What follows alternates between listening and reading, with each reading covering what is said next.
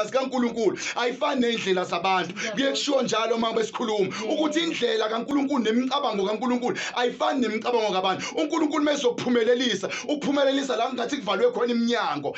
Uxakeke ukuthi inkosi wayi ukuthi angiqhubeke, wayi ukuthi angihambe. Sibona abantwana baka-Israyeli eGibhithe ehlane, uNkulunkulu babona ulwandle livaliwe kodwa uthi weMoses tshela abantwana baka-Israyeli ukuthi mabahambe kodwa kuvaliwe. uNkulunkulu mangabe evula indlela kuwena kuba ngathi iyavaleka ngaphambili, kuba ngazuthi akwenzeki. Wakwabona empilweni ubonga uNkulunkulu, uvuka ukuthi uNkulunkulu ungenzele izinto ezinkulu, ngakusasa ubone lezo zinto engathi ziyashabalala. Indlela zikaNkulunkulu zinjalo ke. Indlela kaNkulunkulu ayifani nokuthi mongena e-drive through yaka McDonald. I-drive through yaka McDonald uthi ungena usadriver ubona amabhega ethombeni, uholwa amabhega uzuyofika la uzothenga khona ibhega yakho. Kodwa mangabe uNkulunkulu, indlela kaNkulunkulu mezophumelelisa umuntu ayibonakala impumelelo yakho, ayivele endleleni, kuba ngazi ukuthi kumnyama, kuba ngazi ukuthi akubonakala ukuthi uyapi. Indlela kaNkulunkulu injalo. Understanda nesikhathi sikaNkulunkulu ukuthi isikhathi sakho